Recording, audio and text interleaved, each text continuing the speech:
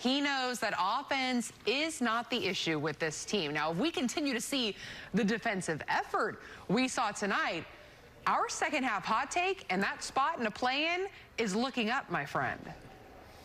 Hey, listen, when you play like that,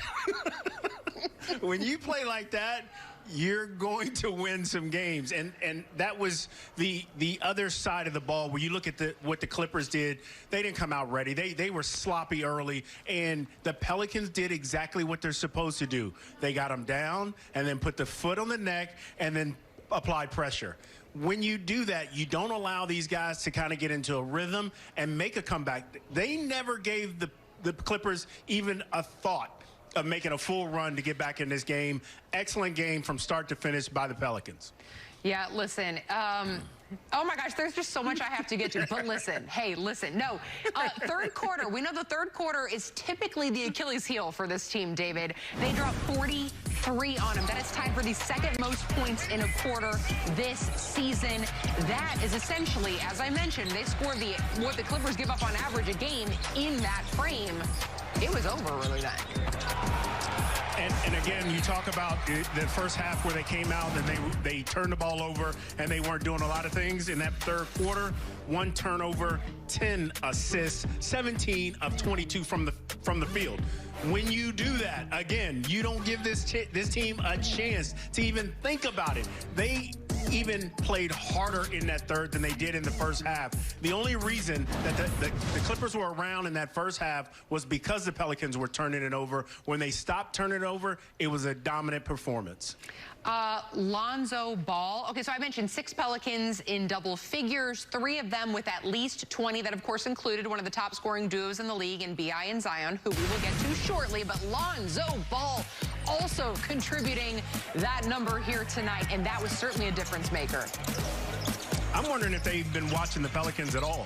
Because if you know anything about the Pelicans, Lonzo Ball with his feet set and ready to shoot the basketball, he's making these. Why aren't you guys running him off the line?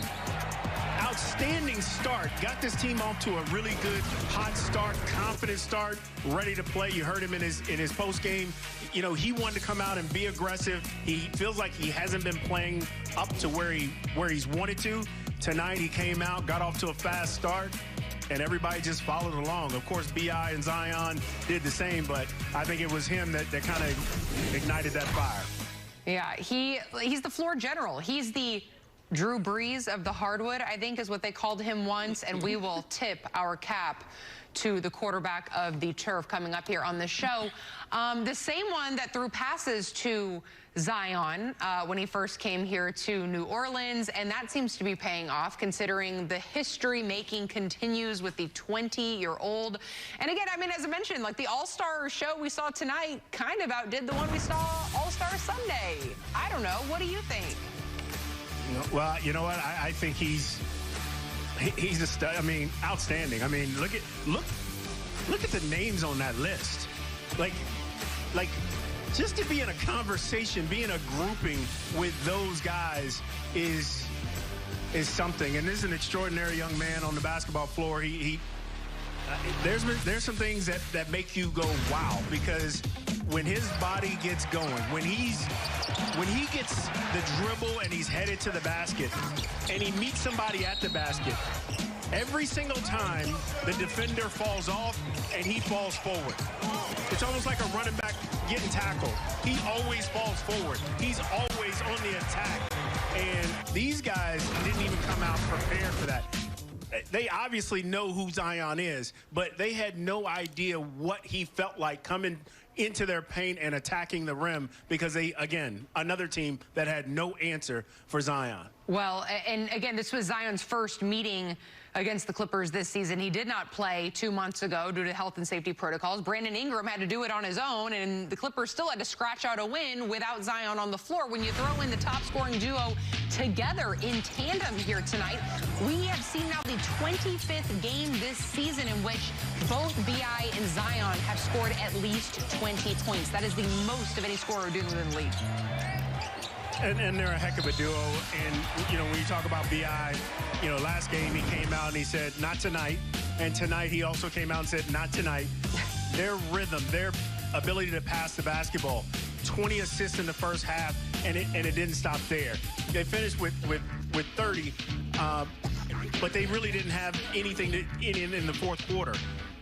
This team, when they play like that, when the ball is moving, when they're not watching one of the stars isolate, do whatever they do, this is how well this team can play on the offensive end. And again, offense is not the problem. It's that energy. The energy, I think the energy on the defense, when they're getting deflections, when they're actually rotating and helping each other and fighting to get over screens, that helps them offensively. They get into a better rhythm. And tonight you saw B.I. get out and just walk threes down, get to the paint, force the issue a little bit. And again, this team has played extremely well. You have 20 assists in the first half, you're doing something right.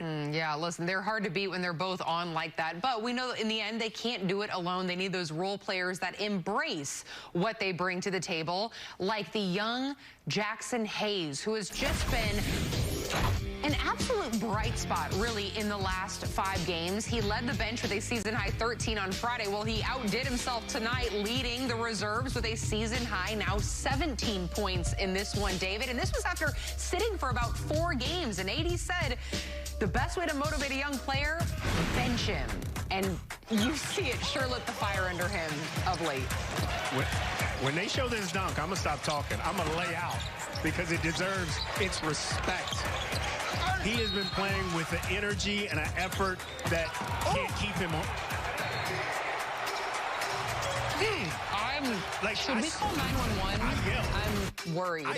I yelled when that happened. I was beside myself. That is a nasty, nasty dunk. And this kid, this young man is truly playing his best basketball in this stretch, doing all the things he needs to do, the energy, the effort, but being in the right places, defending, and just playing all out. Love to watch him play. T's and P's to the young man that was on the other end of that one. Dare we look at it again? David, yes. You might need to walk me through the, get off my head celebration after. Ooh. Oh, my gosh. He's saying he dunked on his head. Hey, get out the way. And that should have been a foul. How is that much contact? Oh, my gosh. I mean, that is a poster. Snap the shot right now. Hey, his complete layout. Not to mention his Longhorns are going dancing as Big 12 tournament champs of late. I mean, what a month right now for Jackson. Jen talked about this in the game. He's one of the first to show up to practice. He's constantly picking the brain of Steven Adams. And he mentioned in those 4 DNPs, he sat there and he just watched and he observed everything that Steven did, both on and off the floor. And sometimes that can be better experience in the long run for you than anything that maybe you can learn on the floor. What do you think? Well, I think his approach was the best thing that happened to him. Yes, getting benched, it stinks. And you can either go sulk and be mad and blame everybody and it's somebody else's fault, or you can do what he did, start showing up early, start getting his work, getting his sweat early, being more attentive, asking more questions, and patiently waiting your turn, being a good teammate. All the young people out there, if you're still awake, that's how you counteract being sat on the bench. It happens to everybody. It's how you respond to it. Jackson Hayes responded in the right way. Now he's reaping the benefits. I just want a signed poster at some point. That's all I ask here on Pelicans Live, presented by Toyota. Break time, David Wesley. But when we return, we look forward to hearing from another victorious Stan Van Gundy. He's always in a much better mood following a win. Isn't that amazing? Yes, we're looking forward to it. He's on the other side. Pelicans. It was a season high in assists, as a matter of fact. We take you back to defense. What did you like best about what you saw out of the defensive effort tonight?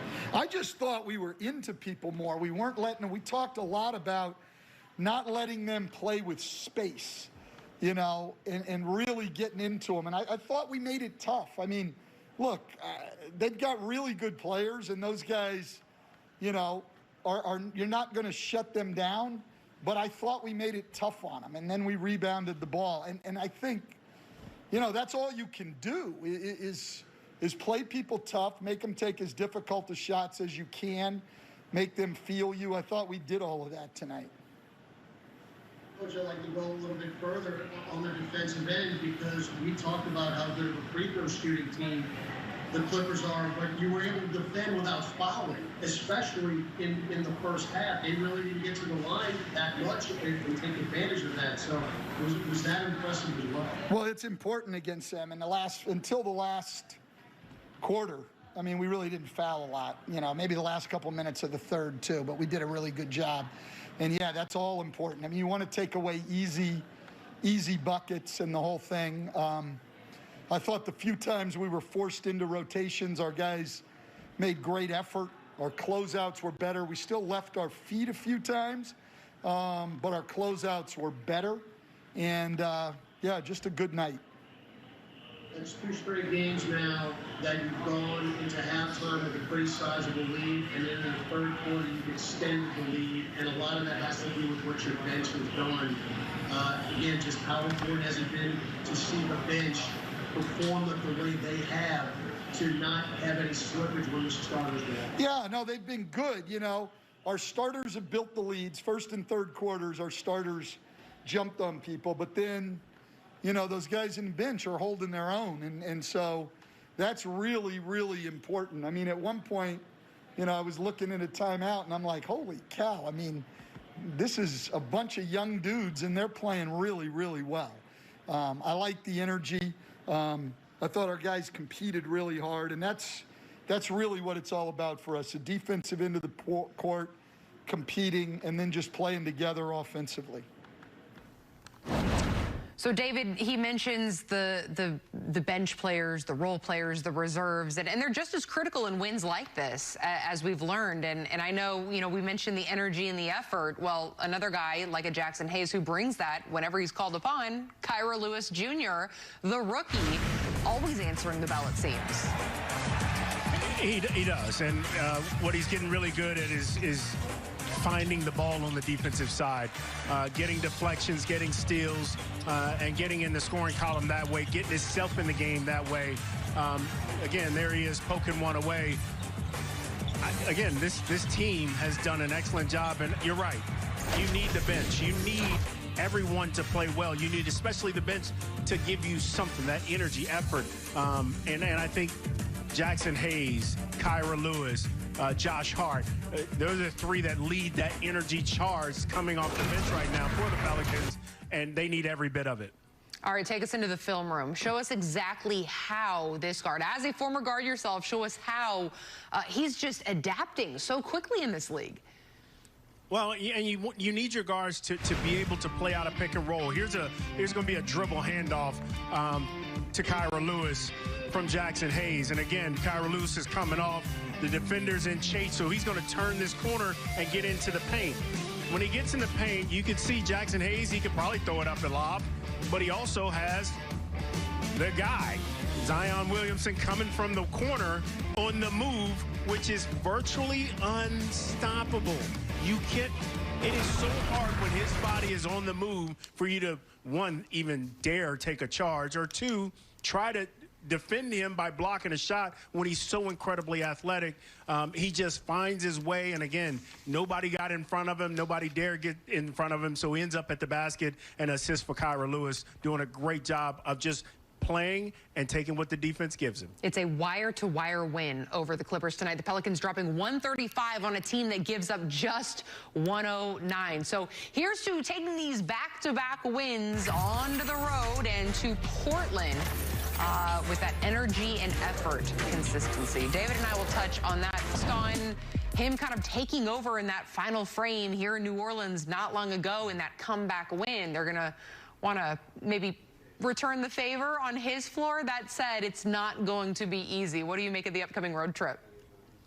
It's definitely not going to be easy. And, you know, when Dame has to put up an effort like that, 43-16, that takes a lot. But this Pelican team, if they go out there and they bring what they brought the last 2 games, they should go out there and win 2 games in Portland. Like, that's how good I think they're playing. If they bring that effort and energy to Portland, they will go out and win 2 games in Portland. That's a hot take, because I know you like hot takes. Hot takes, and yes, hot takes as well, David Wesley. Listen, as we transition, so we're looking forward to that coming up this week. But listen, while the Pelicans' colossal win over the Clippers tonight is certainly trending, it's not the only news out of New Orleans, at least today, as this was announced just hours before tip. After 15 years in the Saints and 20 years in the NFL, our dad is finally gonna retire. So we can spend more time with us. Yay! I mean, I'm not sure if you can ever top that retirement announcement. As sad as I am to see him hang it up, to think Balin, the son that he held following the 2010 Super Bowl championship. I mean, to think Balin is what, like 10 or 11 in that video? I'm like, where is the time gone? He finally says goodbye. Your reaction to the news today, David? Well, it's funny. If he had a child when he first came into the NFL, that child would be in college right now, which is a crazy thing to think about. 15 seasons is a career that he played in New Orleans. Well, he started that 5 years after he got in the league. So to be able to play that long and, wow, to be able to go out on your own terms, to be one of the greatest of all time, and to put up the numbers and stats that he did for his career. Now he gets to go be dad and play with the family. It can't get any better than the history and the script that he's written. It almost feels like he's kind of passing the torch as well to maybe Zion as the new face of New Orleans. I don't know. How about that? I don't know. Is that your hot take? I know you love them. Listen, I'm full of them, especially after wins. You know that. I mean, I get a little carried away over here. But listen, I really do want Drew, when he lifted that Lombardi in 2010, he was lifting so much more than just a trophy. He was lifting an entire city post-Katrina. And again, that iconic moment with Balin, to think he's 10 or 11 now. I mean, it's been fun to watch the ride. And I know you've had a front row seat for it there. And looking forward to seeing Zion